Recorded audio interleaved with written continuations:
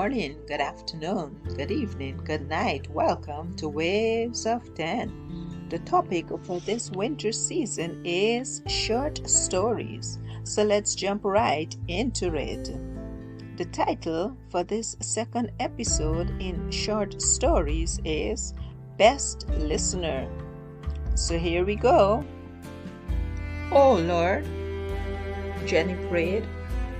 It was a tough day at work today, but I made it. Thank you.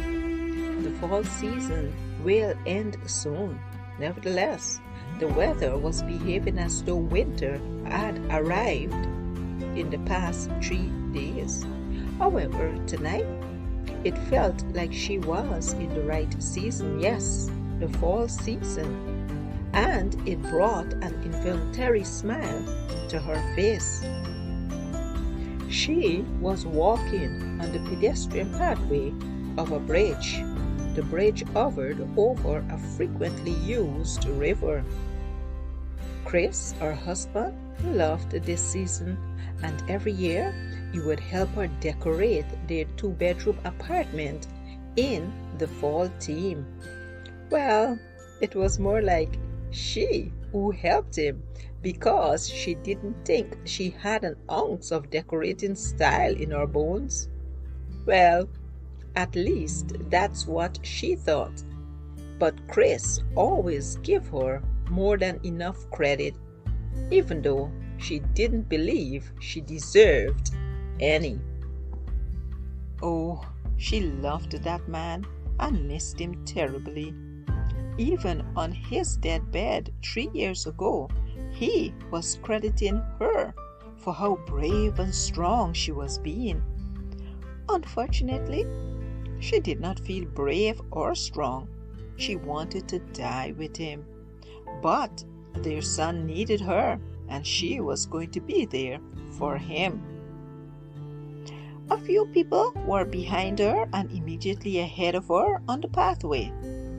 She could see a woman dressed in blue jeans and a pink coat with long blonde hair resting on her back. She was slowly walking. Jenny was a fast walker, and her pink and white sneakers made walking a lot easier.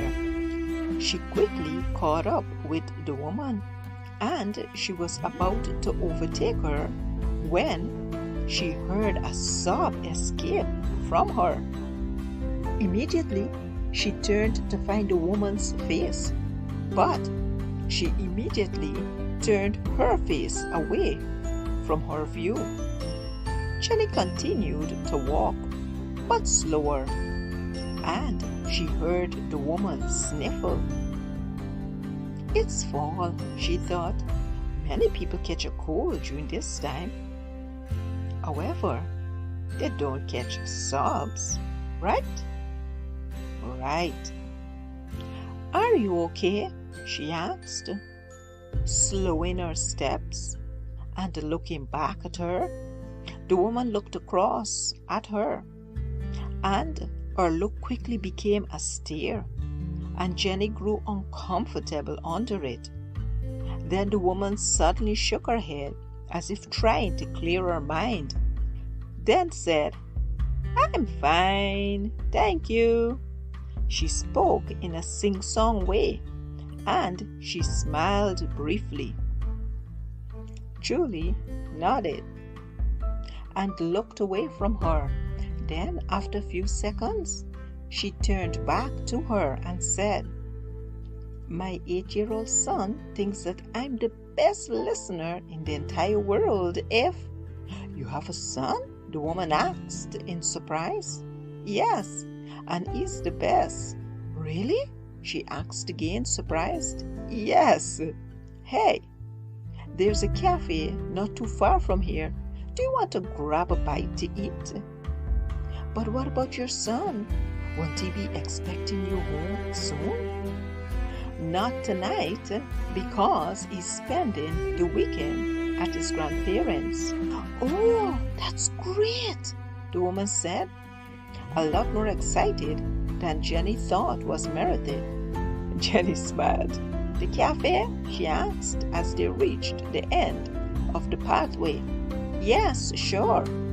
Several minutes later, they were seated at a window in a far corner of the busy but not crowded cafe. The aroma of cinnamon, coffee, and other baked goods filled the air. Jenny ordered a large cup of cocoa and 2 raisins-filled buns, while Julie, for this was her companion's name, had a large cup of chocolate and 2 cinnamon rolls. They ate in silence for a few minutes after expressing how good the food tasted. Julie looked to be about a few years younger than Jenny.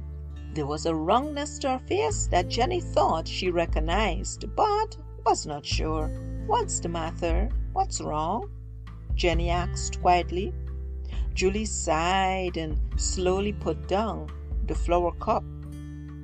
She stared at it for a few seconds before she said, "My husband and I decided to wait until we were married for at least 5 years before we have children." Jenny nodded. "However, we've only been married for 3 years, and last week I found out that I'm 2 months pregnant." Jenny nodded. Yes, indeed. The roundness in Julie's face was due to pregnancy. "When I told him, he was so hungry," Julie said, frowning. "I've never seen him so angry.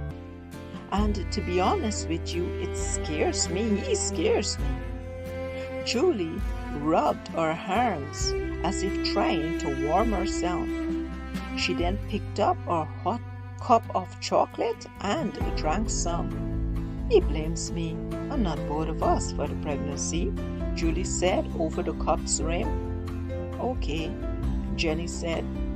Julie was quiet for a few seconds, then revealed, "I think he's having an affair, and having a child right now would ruin his new plans."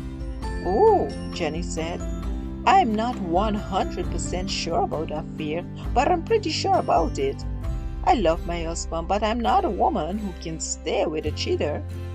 Jenny nodded. "I'm not ready for a child either, but I'm not going to have an abortion as he suggested. The baby is mine too." Julie sighed. "I haven't even told my parents as yet, and it was only a few minutes ago when we were talking about your son and his grandparents that I thought about how excited my parents will be to have their first grandchild."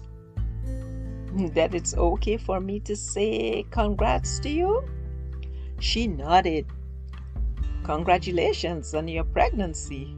Julie smiled and it brightened her face, almost transforming her into a new person. Jenny laughed. Julie laughed. "I'm going to be a mom," she said. They continued to talk until they finished eating. Julie hugged her and thanked her for being the best listener in the entire world. Then they parted ways. Later that night, when Jenny prayed, she prayed for Julie and her family. 2 weeks passed, and although Jenny continued to walk the same pathway, she did not cross paths with Julie. In the 3rd week of meeting Julie, after returning home from work, as her son sat beside her watching a show on the TV, Jenny picked up the day's newspaper and was greeted with Julie's face on the front page. "Pregnant wife goes missing" was the headline. The end. Thanks for listening, guys. Goodbye.